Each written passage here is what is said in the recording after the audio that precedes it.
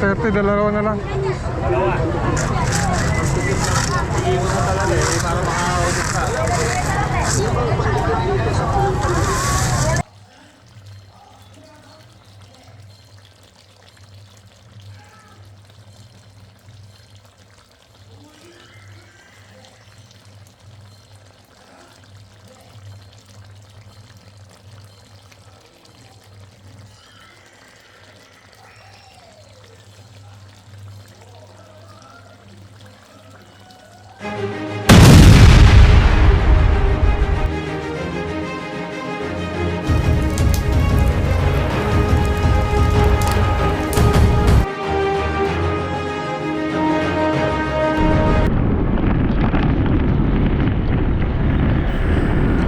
Isang magandang araw po sa inyong lahat mga idol, mga lodi. Araw po ngayon ng linggo at samahan niyo po ako. Papasyal po tayo ng grotto sa San Jose del Monte, dito po sa Bulacan. Pasyalan po natin sa palengke at mga pet market. Silipin natin kung anong nakikita natin doon. Tara po, samahan niyo ako sa aking rides.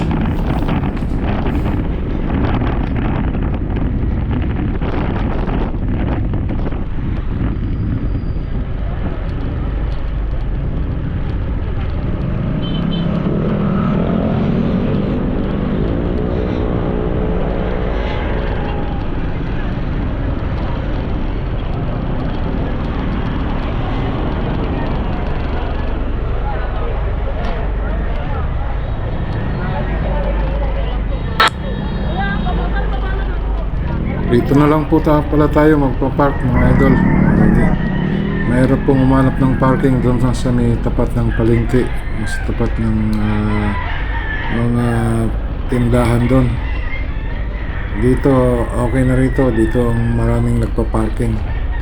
Bahala na kayo magbayad doon sa nagbabantay kung magkano yung bayad niyo.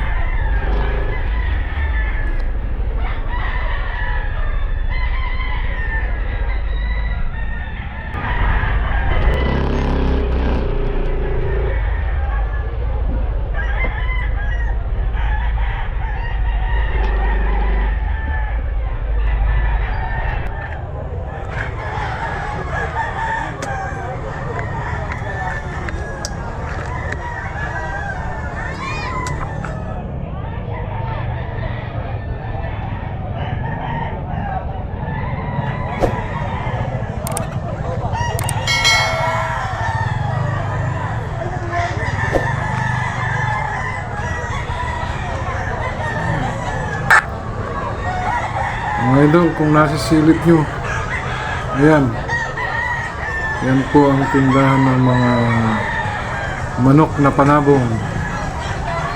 Marami pang tao, yung mga sabongero dyan. Dito po, naghanap kayo ng mga panabong na manok, pasyal kayo dito sa San Jose del Monte.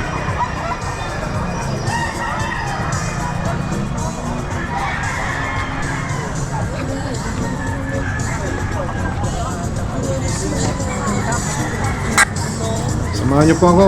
Papunta po tayo ng palengke. Silipin natin kung anong mga pwedeng mabili natin, mga exotic dyan. Parang nakakamiss pong kumain ng exotic. Mamaya po, titingnan natin kung anong mabibili natin exotic food.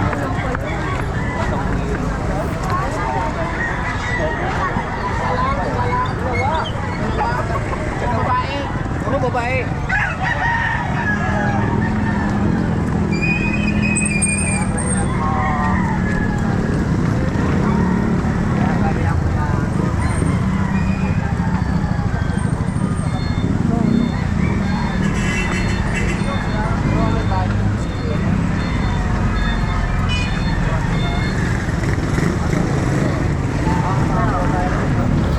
Dito pala sa gilid ng mga kalsada, mga idol, mga lodi, marami nang nagtitinda.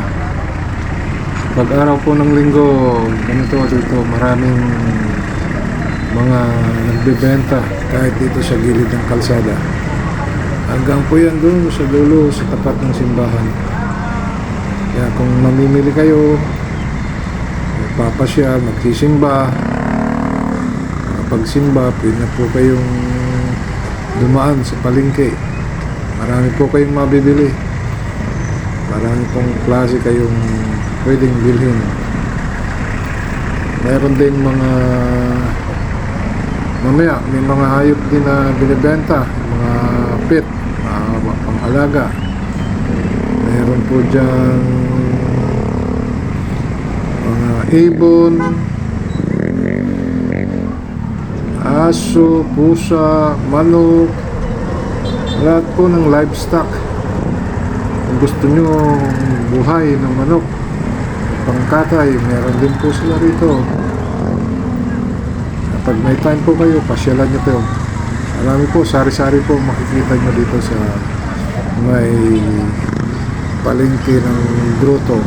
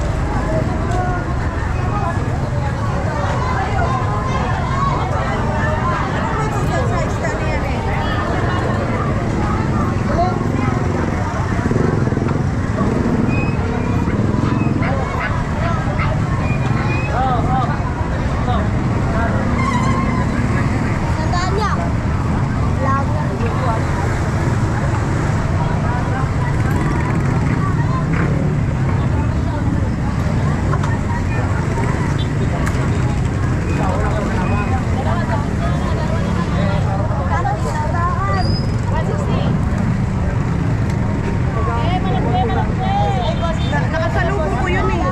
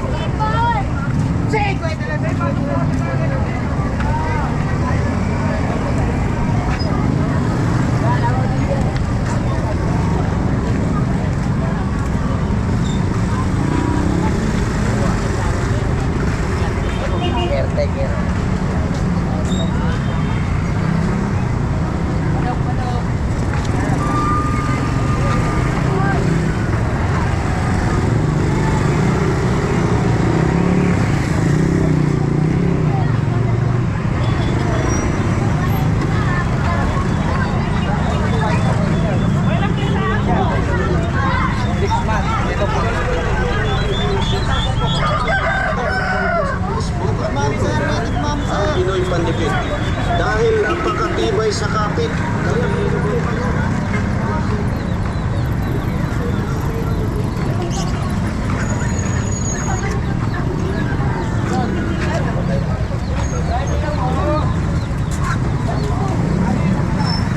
Basta yung babae na malaki-malaki na.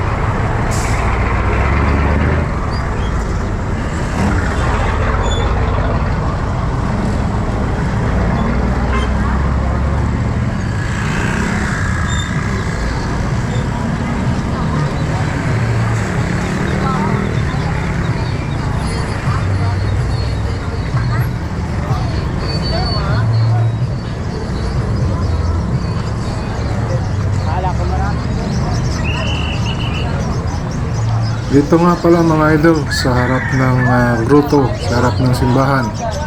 Dito dito nyo makikita ang iba't ibang klase ng hayop mula sa ibon, aso, pusa. Pag naghanap po kayo ng mga ibon o aso o pusa na aalagaan, marami pong ori Dito po, pasyal kayo rito sa harap lang mismo ng simbahan ng grotto. Ito, silipin niyo po, sari-saring uri ng aso. Ayan.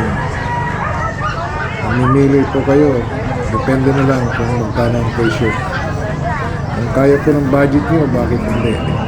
Sa mga naghahanap po ng aso dyan, dito tuwing linggo ng umaga, from 6 to 12 po yata ang bintahan nila rito. Pasyal lang po kayo dito sa may grotto. Ganda. Dito po yan sa San Jose del Monte, Bulacan.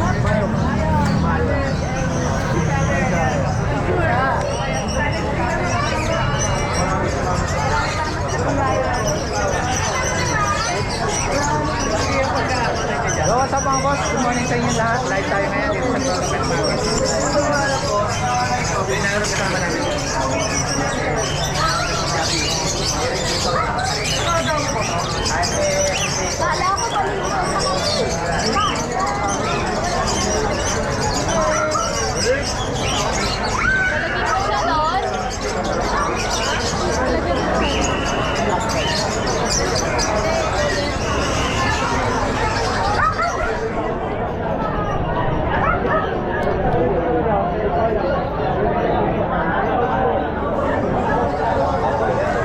Ito po, 5 months. May mga jowan sa buhay, tsaka vaccine. Hello, mahalagaan nyo lang. Hindi nakatalo na lang. Benta pa rin ito.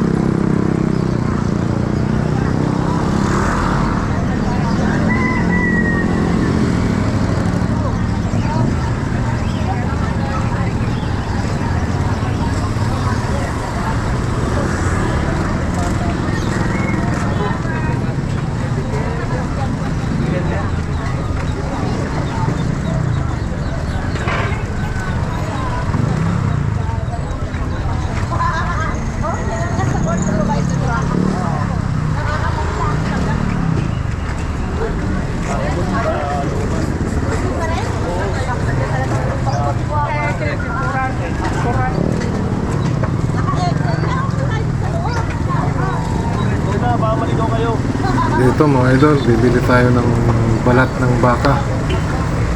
Sarap po itong isisig. Hindi siya cholesterol, kundi collagen. Ayun po, sa mga naghanap ng pwedeng pulutan. Magkano yung sa balat mo, sir? 180 lang po. 180. Ang balat ng baka, pwede po natin isisig.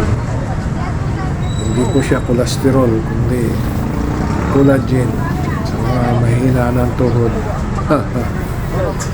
Pwede po yan. Sir, pengin siya. Lalo ko dun. Isa. Magkano dito? May pisngi kayo? May pisngi na laman? Wala. Yan ba yun?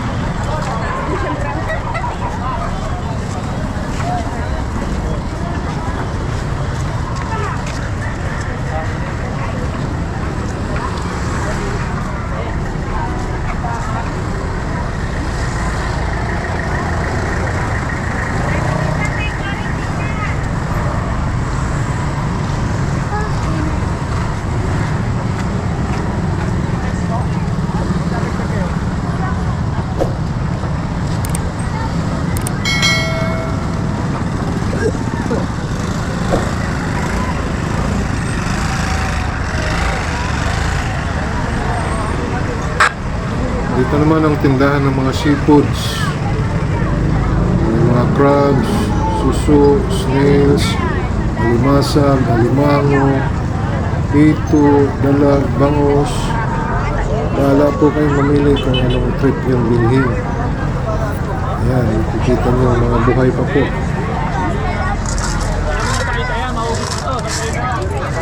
Magkano sa suso? Magkano dyan?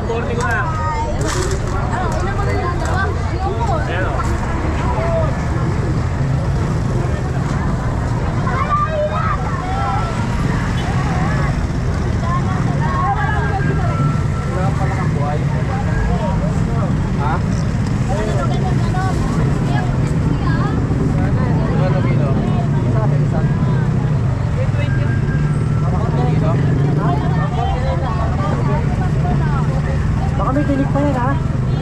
Wala na? Magkano sa pool? Sa pool po, isang dahil. Dito? Magkano dito? Uy, magkano rito? 150 po kayo.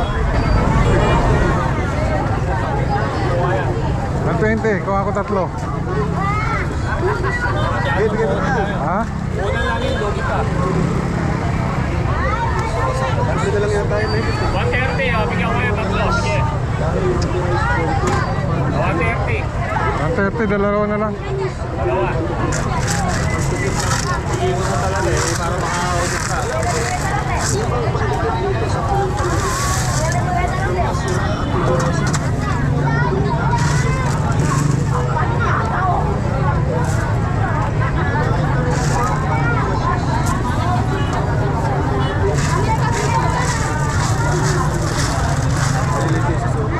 Ay, lead dyan na makakuha ito sa amin eh. Dahil sa import, thank you sa'yo eh.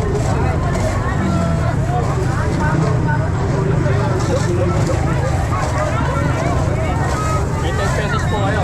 Yun. Sige po.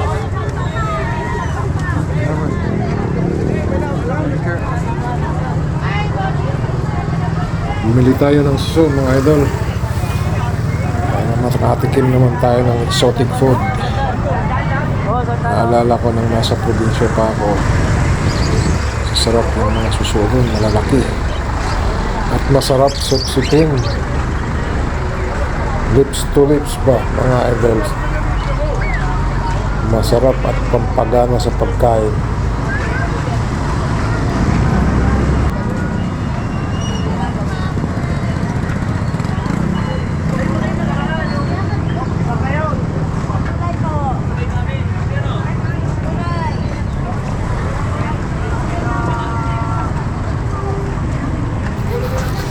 Dito naman sa side na to mga idol, mga lodi, marami rin sari-sari paninda rito. Pero marami rin mga gulay. Iba't ibang klase ng gulay. Marami kayong makikita at mabibili rito. Yan, silipin niyo po. Para kung sakaling papasyal kayo rito, alam niyo na kung saan kayo pupunta. Naghanap po pala tayo ng gulay na labong. Masarap po ang labong pag ginataan. Tingin-tingin po tayo rito, baka meron. Bibili rin po tayo.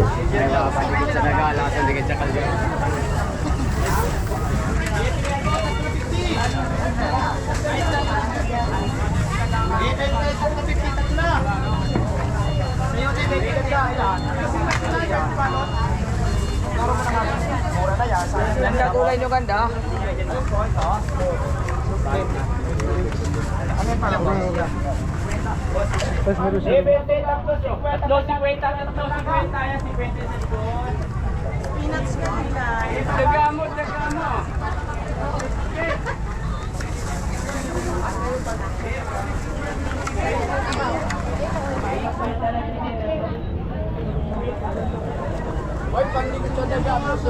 Bilangong tsinelas kaya.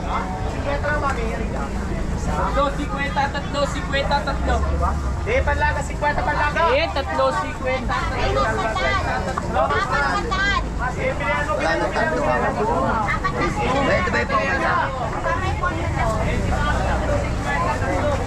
Atay na, kung doon sa may hotdog. Tatlo, 50, ate kuya.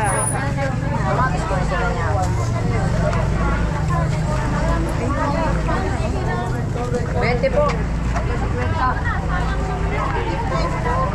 Eh, tatlo lahat, 50. Ito, labong. Tatlo lahat, 50, tatlo. Bile. Ito boss, labong? Ano ito? Puso. Puso. Hinahanap ko, labong eh. Oo nga eh.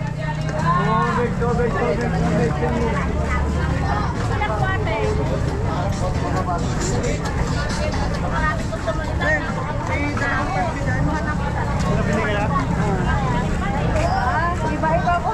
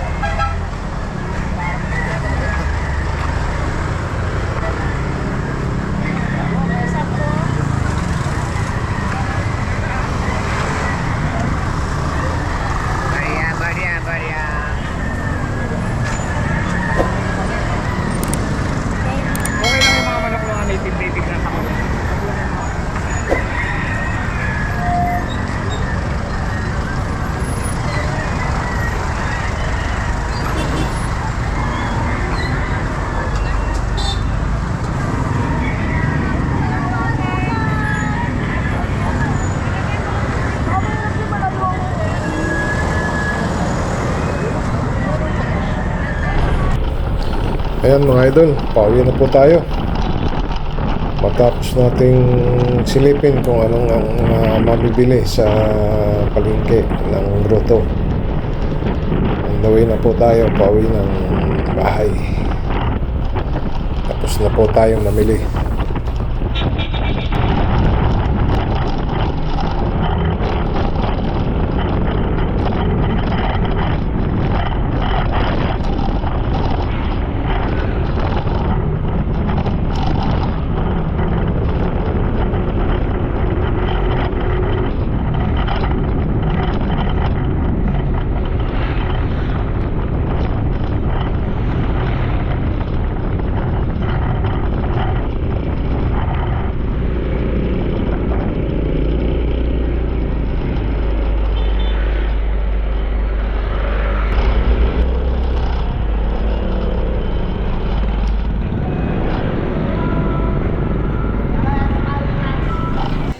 Next day later. Binabad po natin ang ating suso ng isang araw para maisuka niya ang kanyang mga kinain. Ayan, mga buhay pa, gumagalaw pa po.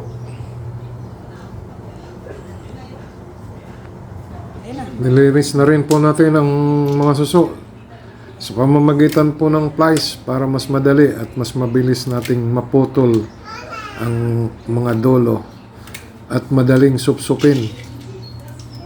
Ayan po, pagputol niyan gamit ang plies.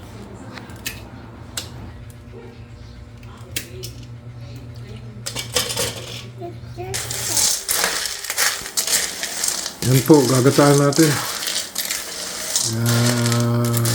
Lagyan natin ng sibuyas, bawang, loya para po masarap ang ating suso. Masarap habang sinusupsup.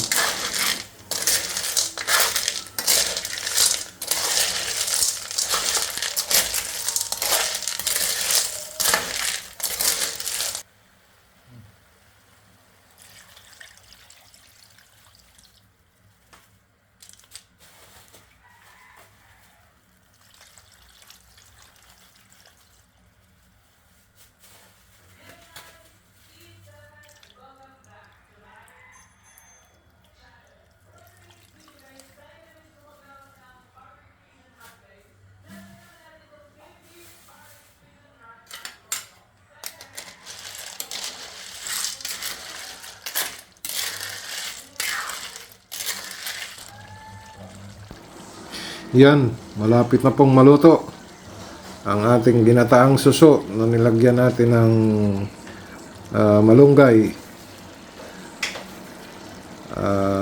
Konting luto na lang po at kakanggata ilalahok natin para medyo malapot ang ganyang sabaw.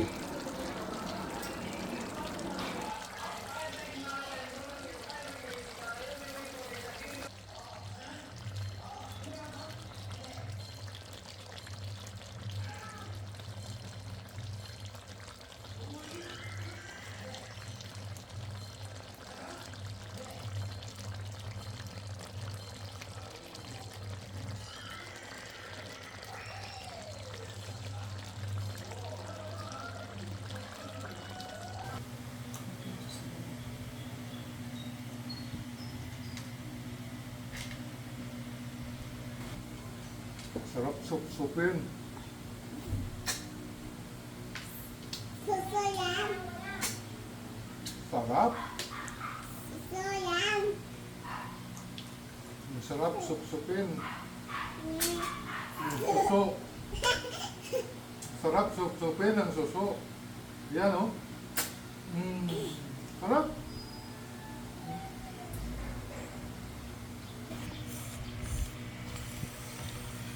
Kuha ka. Kuha ka ng bago. Bigla. Ganyan. Bago. Yan. Yan. Lumabas lang yung tikit eh. Lumabas ko lang yung tikit. Maraming salamat po sa inyong panonood. Samahan nyo kaming supsupin ng mga suso.